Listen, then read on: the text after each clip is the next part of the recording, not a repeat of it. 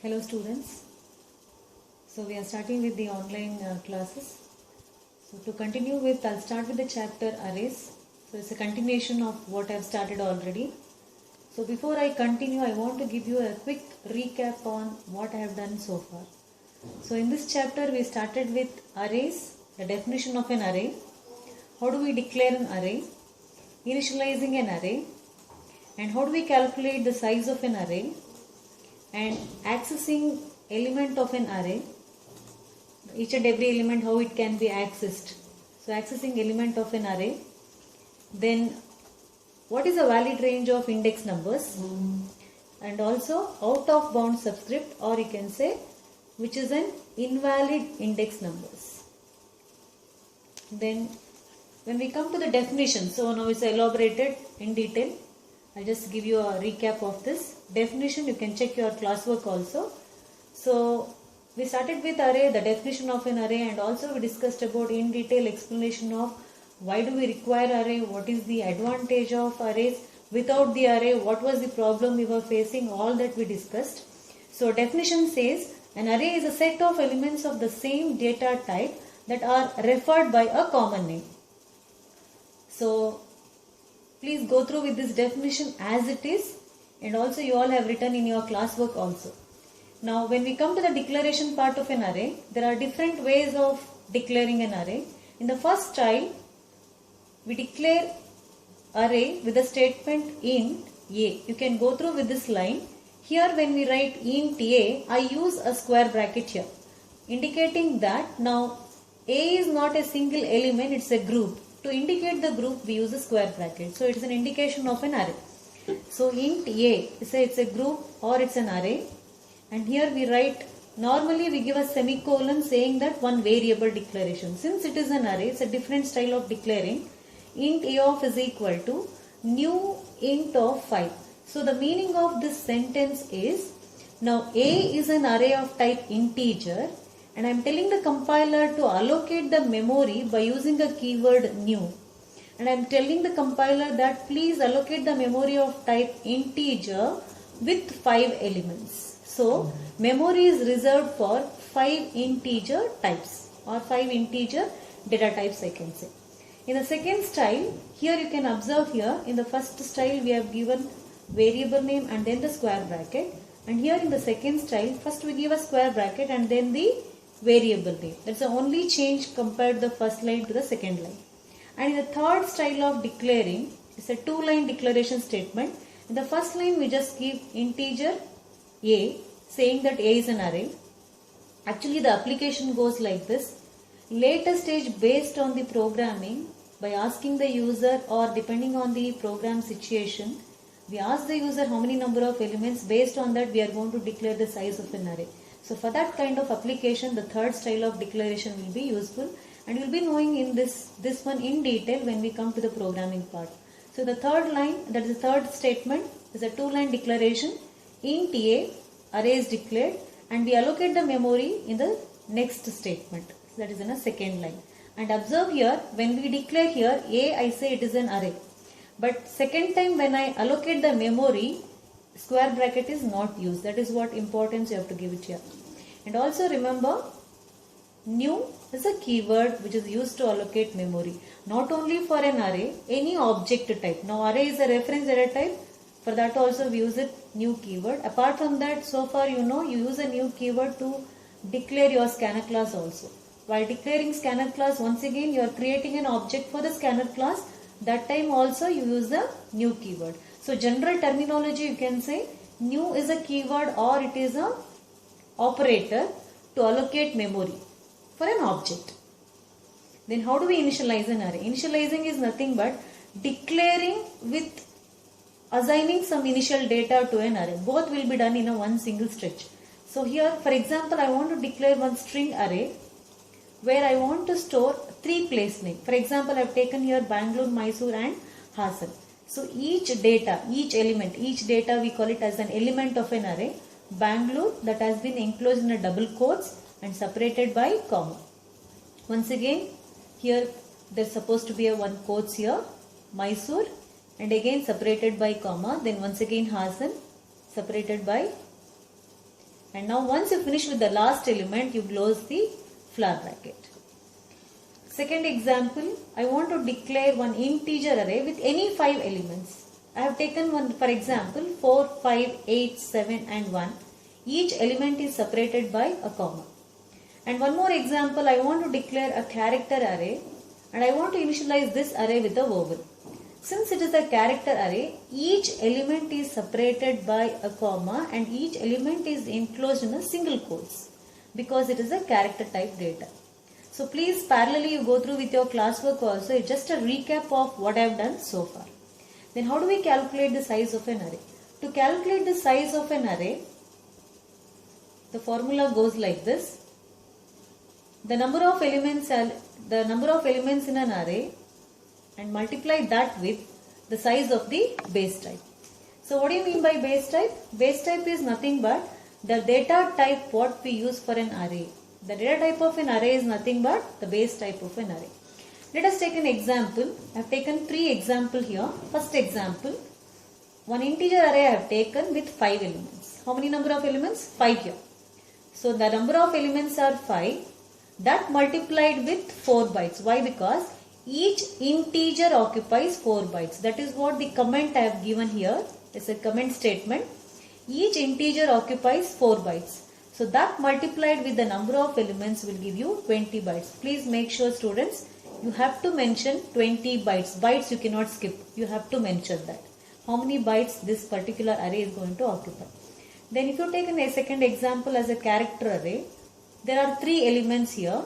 So size is equal to 3 elements and each character is going to occupy 2 bytes. So what is the total number of bytes allotted for this character type? 6 bytes are allotted. Then third example, I have taken one float array and the number of elements are 10 here. So here the number of elements 10 and multiplied that with the 4 bytes. Why? Because each float data type takes 4 bytes. That's what the comment I have given here. You all can able to see here. So total number of bytes allotted for this array is 40 bytes. So this is about calculation of the size of an array. Then if you go with how do we access the element of an array? As you all know, for example, if I take one integer array, what exactly this one? Is it a declaration or initialization? If you can observe here, I have done the initialization.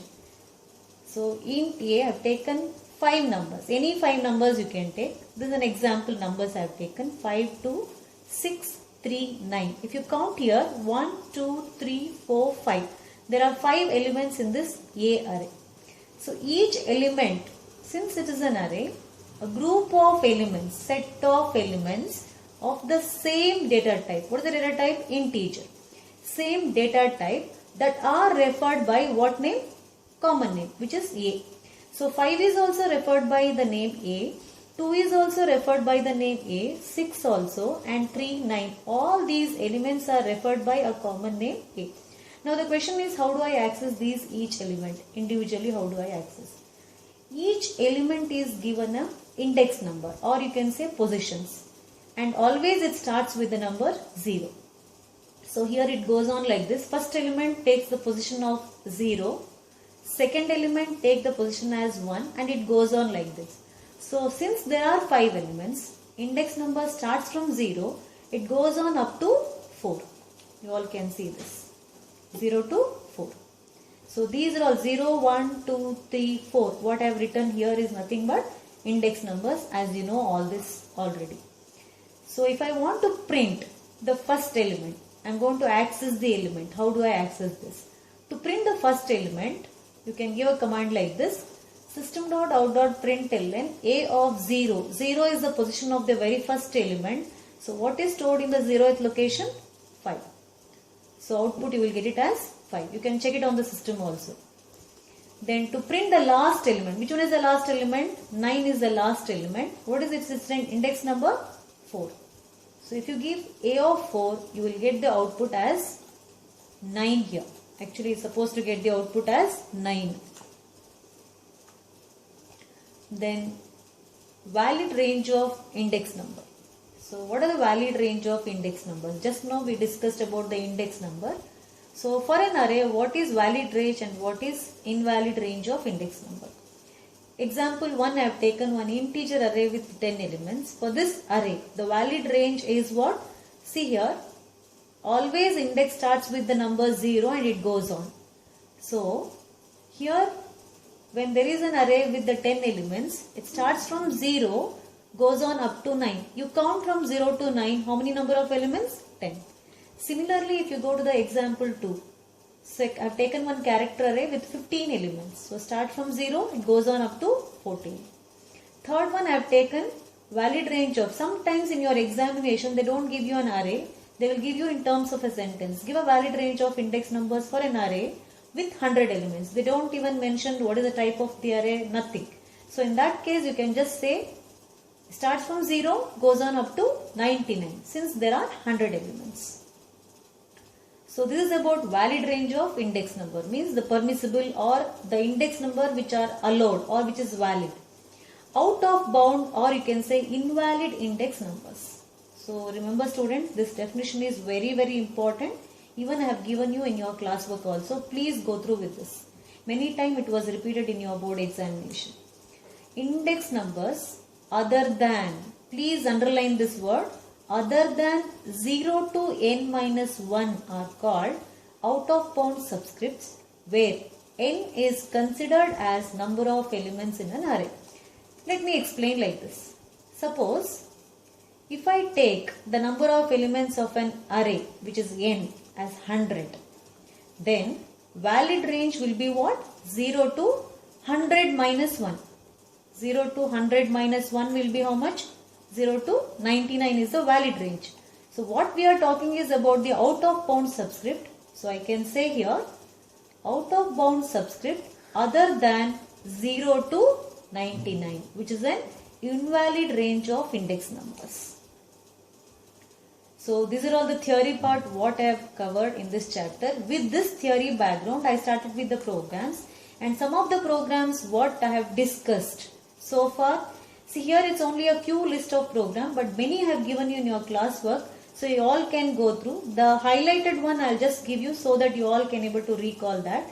See, many are given in your classwork, only few I am going to tell you just for you to recall. See, we started with initializing array and printing an array, reading array and printing. And while learning, to simplify your learning method, I told you to learn the program in this method. You can see this highlighted one also, program on counting. So you have written some of the programs to count number of odd and even. Remember students, here we require two counter. One counter for odd number, one counter for even number. Apart from this, we take one more counter also as an index purpose. Always we take I as an index purpose. Then some programs we have written on counting uppercase, lowercase, digits and special character. And we have also written programs on counting vowels. These are all counting variety program. Many are given, only few I listed out here. Please go through with this. Then programs on checking and replacing and printing array. If you go through with this, programs on replacing even numbers with 0. Programs on replacing vowel with asterisk. Please go through. This is also, it is something like checking, replacing, once again printing the array.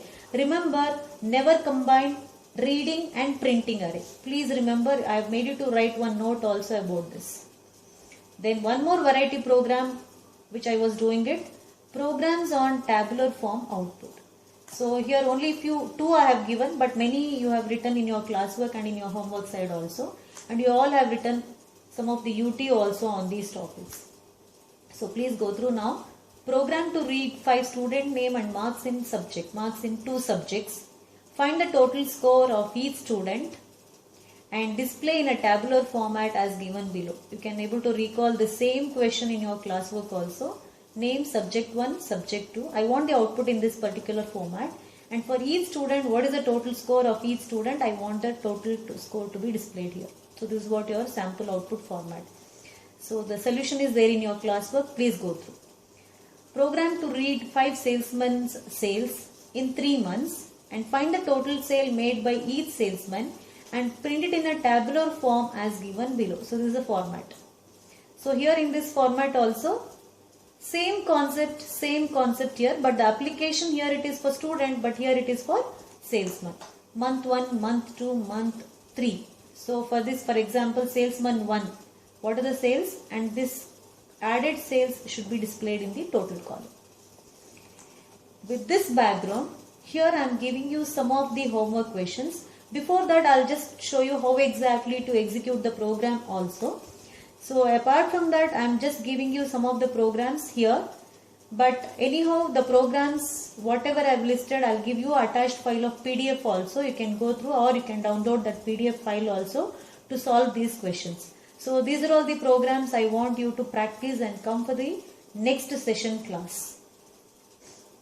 Anyhow, I'm going to attach the PDF file, so you can go with this. So parallelly, I'll just give you one more example of how exactly you are going to start with these programs. One example I'll just give you, so you can practice with this. Since I kept the BlueJ already ready for you, so I just go through with this. I kept the program ready. The very first one, where you are going to declare a student, 5 student name you are going to read, marks in 2 subject. This program you have written already. How exactly execution I am just showing it now. So I is a variable I have taken for index purpose. Total is the last column where you are going to find the mark 1, mark 2 total will be stored here. Remember student, I told you in these 2 methods I have taught you here. One is you can go with the arrays or without the array. Here I have taken an example of without the array. So as usual, you know that when you are reading, you require a scanner class, and related to that you require this import statement also. All of you know this already. So it's a user-friendly application what we are creating. So I'm just giving a message here. Enter 5 student name and marks in 2 subject. Students, I want all of you to practice the same program before you go ahead with any other programs. So I have written then and there only comment for you to understand this. Even the same method you followed in your classwork also. For I equal to 0, because 0 we start, why? Because index number start from 0, we are repeating till 5, and each time index number increments. So first column what we are reading is a name, mark in the first subject, marks in second subject. So reading is done, and I want the output in a tabular form. For that output part, name, I want the first column, second and third, and the total column here. So here all of you know this part already. Total is the first element plus second element, means marks 1 added with the mark 2, you will get the total for the first student, that is 0. This will be repeated till you get the last. So here I'll just show you. Once you finish with this, go with the compilation option. Compile. Once the compilation is ready, it will say no syntax error. Then close this window.